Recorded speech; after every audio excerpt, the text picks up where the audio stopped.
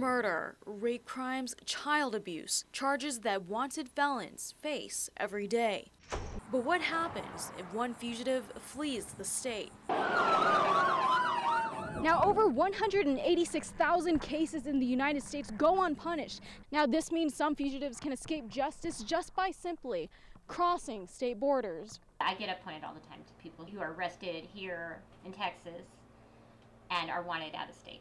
Fugitives who can run but can't hide. In the United States, everybody has the same law. So there's an interstate agreement that everybody will return each other's fugitive to the other state, and then you get some rights. If they have a warrant but they're caught in a different state, they must go through a process of being handed over to where the crime was committed, also known as extradition. It's very frustrating.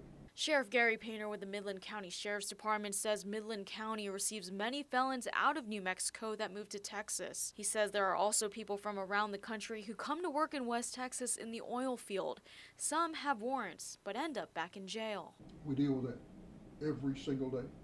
Today I've got like 440 prisoners in custody. 80% of those people are felons, pretrial felons that are awaiting trial.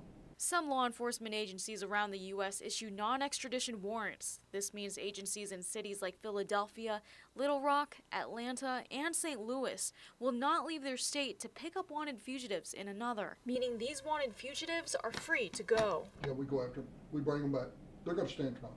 But Midland County is far from keeping fugitives on the run. When they commit a violation of the law, they need to stand up and atone for their sins. They need to stand before a court because the victim is who we support. We're going to push and we're going to help them. Agencies have 30 days to pick up a fugitive, and if a fugitive waives his extradition, he can be picked up and taken back to his wanted state. But if he fights it, the state governor issues a governor's warrant to bring him back.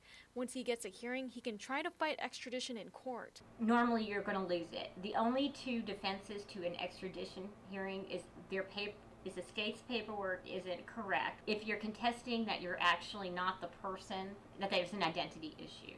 Now, some agencies refuse to pick up fugitives, reasons being there is not enough jail space. The state where they are arrested does not border the state they're wanted in, which leads it to being too expensive or it's just not worth the time.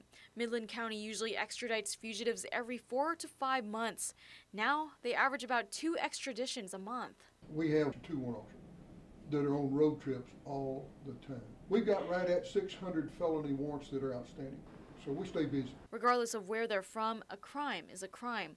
With traveling long distances, typically $2 per mile on top of administrative fees, the cost that Sheriff Painter says is not an excuse for felons to have a free ticket out of their crime. I don't care if they're guilty or not guilty.